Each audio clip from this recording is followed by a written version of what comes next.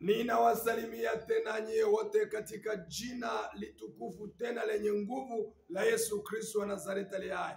Hamjambone ndugu zangu, habari zenu huko?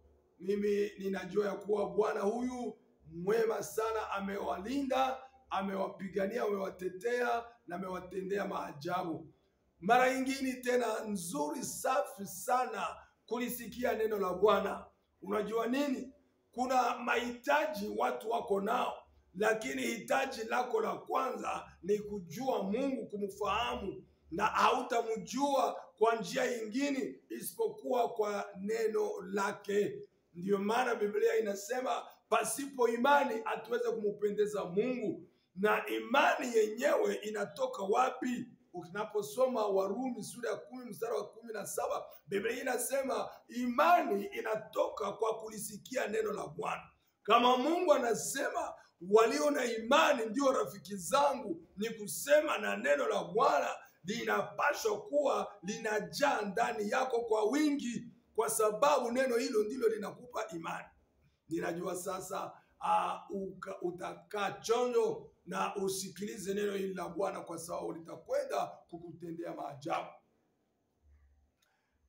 Neno hili linatokea katika kitabu cha Mathayo sura ya 27 mstari wa 62. Na Bwana ameniambia nikwambie, adui wako wote wanamalizika. Sijui kama kuna kitu kingine ambacho kinaweza kukufurahisha kurusha. Sijui kama kuna kitu kingine ambacho kinakwenda kukufurahisha kushinda neno hili, kushinda ujumbe huyu. Bwana anasema adui wako wote anakwenda kumaliza. Haleluya. Sasa nikuulize, una shida gani? Nikuulize, una adui wangapi? Sitaki kujua idadi ya adui wako, sitaki kujua urefu wao ama ukubwa wao. Ninachokuletea kama habari njema ni kwamba haimaanishi ni nani, haimaanishi ni kitu gani, haimaanishi ni wapi walipo hao adui wako. Mungu anasema anakwenda kuwamaliza. Haleluya. Ninapenda mahali kote ambapo huko umupigie Bwana makofi, kwa sababu hilo ndilo hitaji ambalo ulikuwa nalo ndani ya maisha yako. Nikukumbusheni namba yangu ya simu ni alama ya kuongeza 256465771 na YouTube Apostle Augustin Ngirabatware, Apostle Augustin Ngirabatware. Hebu tukasome neno la Bwana kwanza.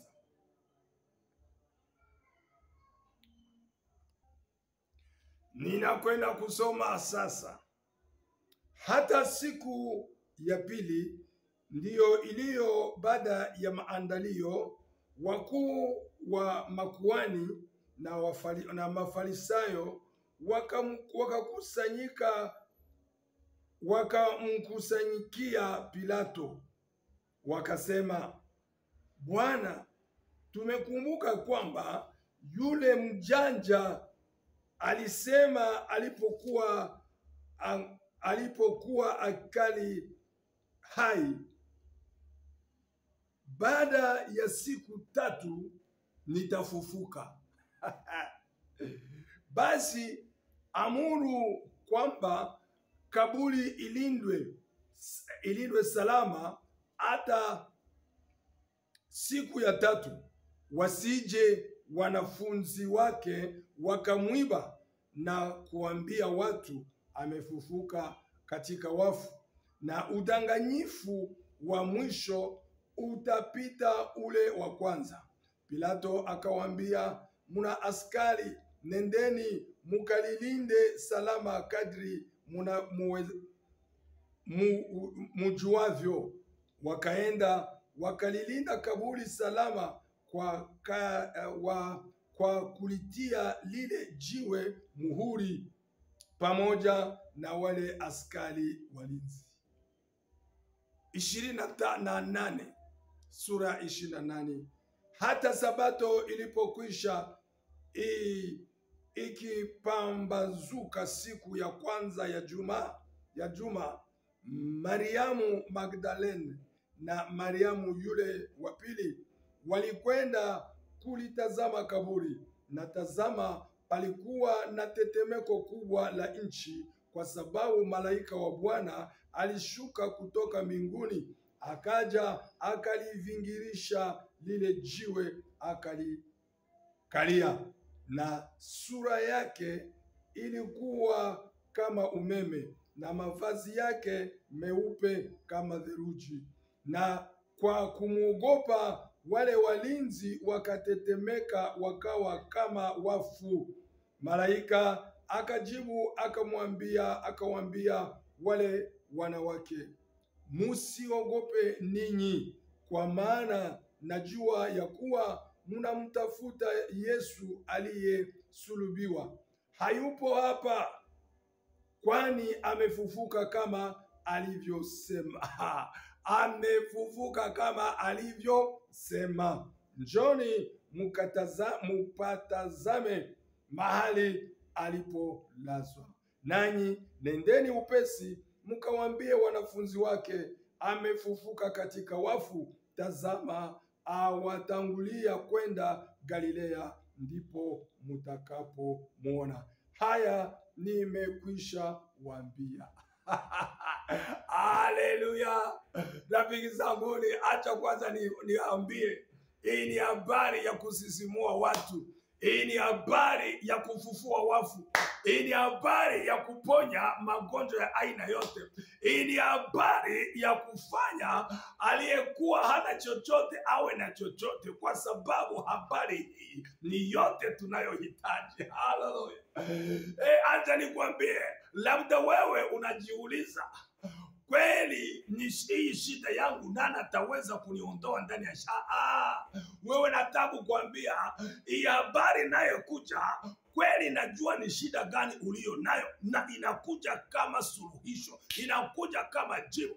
Sitaki hata kabisa kukuuliza una shida gani, lakini ninakuletea jibu la shida si moja tu, shida zote ulizokuwa nazo.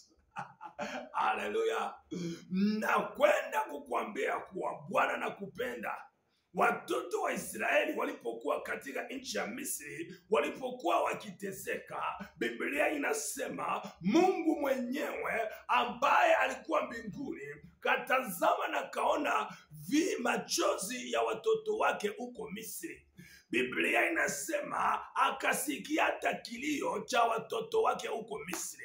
Akamwambia Musa, enda uambie ya kuwa mimi Mungu nimeona machozi yenu na nimesikia kilio chenu, na ndiyo maana mimi mwenyewe nikaamua nikasema, ninashuka sasa, ninakwenda kuwakomboa, ninakwenda kuwaondoa machozi, na kwenda kuwatoa katika nchi ya kigeni, na kwenda kuwatoa katika mateso, na nitawapeleka katika nchi yenye inayojaa asali na maziwa. Haleluya! Na hivyo leo jua ya kuwa Mungu ambaye habadiliki, Mungu ambaye hana upendeleo, aliona mateso yako, aliona vile unalia, anasikia kilio chako, na amekuja kwa leo hii, siku ya leo, amekuja kukukomboa.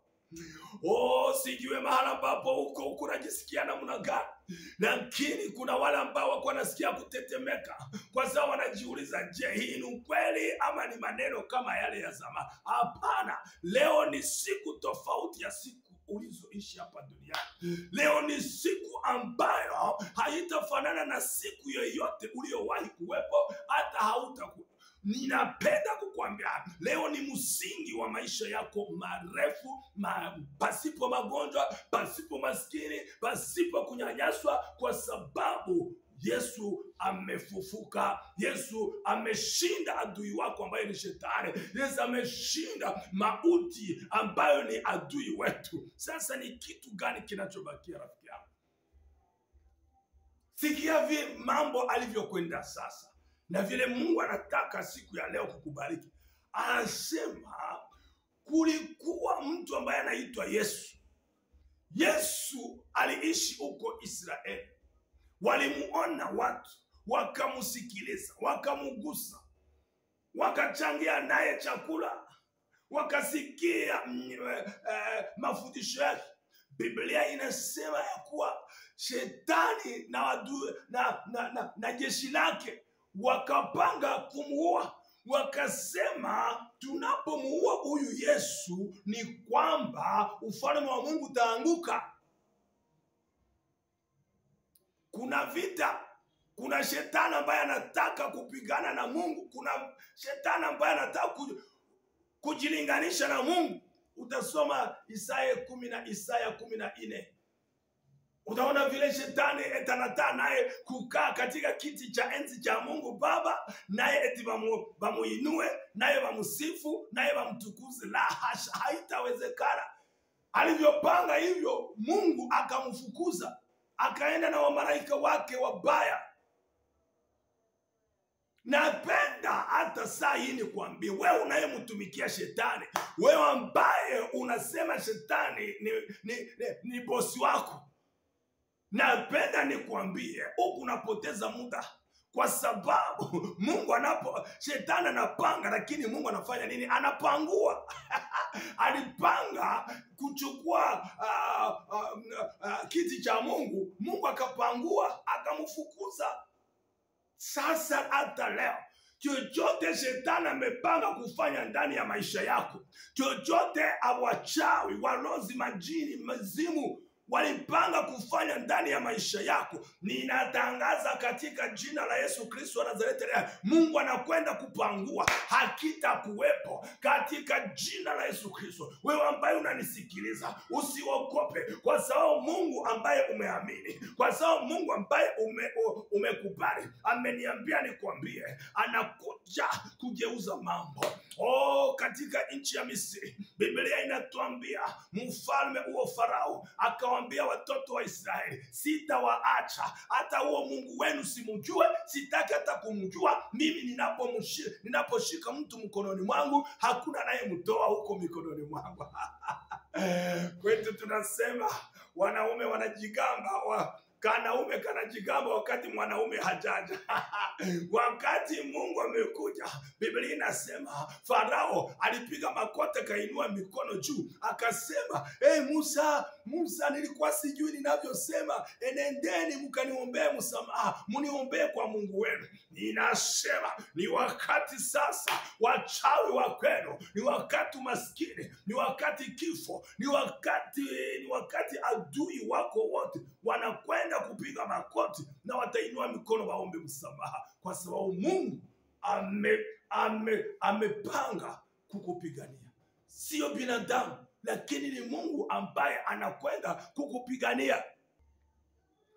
Sasa Farao akadua nakumbuka Kiswahili changu cha zamani, akadua, akaona kumbe kuna Mungu, kumbe kuna aliye na nguvu kumshinda. Napenda nitangaze hapa ya kuwa Farao alikuwa mtu mkubwa sana.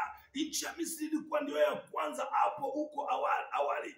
Sasa leo adui wako ambaye yuko ndani ya nyumba yako, yuko ndani ya mwili wako, yuko ndani ya kanisa yako, yuko ndani ya nchi yako, sitaki kujua ni iko nani, lakini kuna aliye na nguvu kumshinda, naye si mwingine ni Mungu, katika jina la Yesu Kristo wa Nazareti aliye hai.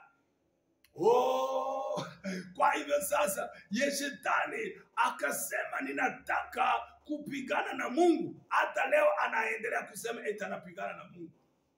Kwa hivyo aliposhindwa huko mbinguni, akafuata binadamu hapa duniani, kwa sababu Biblia inasema dunia ole kwako, kwa sababu shetani nyoka ameshindwa huko mbinguni na amekuja hapa duniani.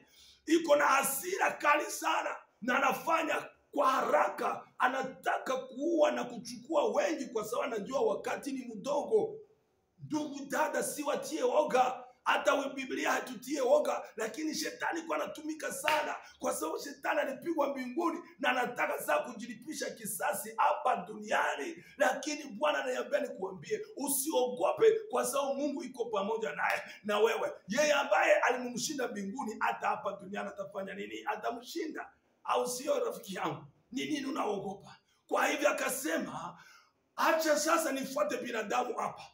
Alipoona Yesu Kristo vile alikuwa anafanya miujiza, Yesu anaanza kuleta watu wengi, kuwatoa ndani ya ufalme wa shetani na kuwapeleka ndani ya ufalme wa Mungu. Watu wakawa wengi wa kuomba rehema na msamaha, wakaja tena kwa Mungu, wakaanza kumwabudu Bwana, wakaanza kumsifu Bwana. Watu wakaanza kujua ukweli. Mtajua ukweli na utaweka huru. Wakaanza kujua ukweli ya kuwa shetani kumbe hana nguvu. Wakaanza kujua ukweli ya kuwa kuna Mungu ambaye si mti, ambaye si maji, lakini ni Mungu aliye hai, Mungu anayesikia, Mungu anayeona, Mungu anayetenda. Haleluya! Wakajua ya kuwa ufalme wa Mungu si wa maneno tupu, bali ni wa nguvu na udhibitisho wa Roho Mtakatifu. Ndio maana wakaanza kuwa wanatembea.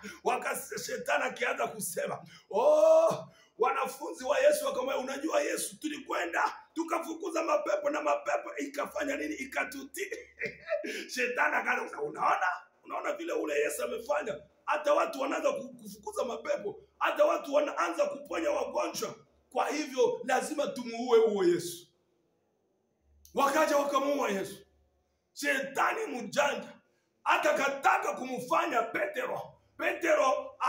Petero apiganie Yesu ili Yesu asiweze kufa. Lakini Yesu akasema, no, kufa nitakufa, kwa sababu si kwamba nimeshindwa nguvu, lakini hiki kikombe lazima nikikunywe. Hii njia lazima niipitie, kwa sababu mimi nimekuja kufungua binadamu. Nimekuja kupigania binadamu. Nimekuja kuanza ufalme wa Mungu hapa duniani. Haleluya!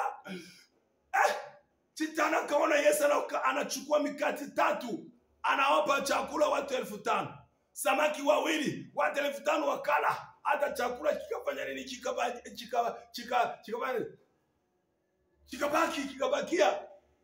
Watu wakaanza kuwa walikuwa ni wezi. Zakayo alikuwa ni mwizi samani. Sasa alipoona Yesu akasema, tabia zangu ninabadilisha. Mambo yote niliyoiba narudisha, hata nasaidia wa masikini. Kwa sababu kama mtu yuko ndani ya Kristo anakuwa kiumbe kipya. Tazama, ya zamani yamepita, yote yanafanya nini? Yanakuwa mapya. Wanafunzi wa Yesu walipofika katika mji wanaita Antiokia, Biblia inasema ya kuwa wakaona watu wamebadilika. Watu sio kama wa zamani. Unampiga kwa mkono wa kushoto anakuletea hata wa kuume piga. Unamuiba na ambia ni kitu gani tena unataka? Unamlaani ama unamtusi anakubariki yeye. Akasema no, hawa watu ni wa wapi? Wakaanza kuwaita for the first time, kwa mara ya kwanza wakawaita wa Kristo. Maana yake ni nini? Ni wale ambao wanatembea kama Kristo, ni wale ambao wanapenda kama Kristo, wanasamehe kama Kristo, wale ambao wana nguvu kama za Kristo, wale ambao ni wenye ufalme wa Mungu, wanajisikia Mungu ni baba yao kama Yesu Kristo. Haleluya! Unasikia wa? Kwa hivyo ndio maana wakasema acha tumuue. Lakini Wakorintho wa kwanza sura ya 2 mstari wa 8, Biblia inasema kumbe shetani naye akafanya makosa mengine. Alifikiria kumnyanyasa Yesu na kumuua, eti ndiye anamaliza ufalme wa Mungu. Kumbe kosa kali kubwa sana, kwa sababu Yesu alikufa peke yake kupitia kifo. Kwa sababu Isaya 55 mstari wa 8, Biblia inasema njia zangu sio njia zenu, akili yangu na tofauti na akili yenu. Yeye Mungu alipitia katika mauti, wao wakasema ni katika, hata wakamwambia kama wewe ni mtoto wa Mungu jifufue ama jitoe msalabani. Si nguvu alikosa, lakini yeye alijifanya kama hana nguvu ili aweze kufa, ili aweze kuchukua nafasi yetu. Wagalatia sura ya 3 mstari wa 13, Kristo alitukomboa kwa laana ya torati, kwa sababu yeye akageuka kawa laana kwa ajili yetu. No, Yesu alikufa, alipigwa, alilaaniwa ili aweze kuchukua laana yetu. Nasikia baba? Ni njia ambayo lazima ile damu ipatikane. Kwa hivyo wakamu, lakini Yesu akafanya jambo silo la kawaida. Alipofufuka Yesu, hakufufuka peke yake, lakini alifufuka na Wakristo billions na billions. Dunia yote itajaa na Wakristo ambao wanafanana kama Yesu, ambao watakuwa kama Yesu Kristo, walio na nguvu za kumshinda shetani, walio watakatifu, wanaoenda kwenda mbinguni, kwa sababu kwetu si hapa duniani, sisi tunakwenda mbinguni. Nina habari njema sana ya kukuonesha kile ambacho Yesu alifanya kupitia kifo chake na kufufuka. Utakwenda kusikia vile shetani naye alikuwa hajui, lakini Mungu alikuwa na mipango mizuri ndani ya maisha yetu.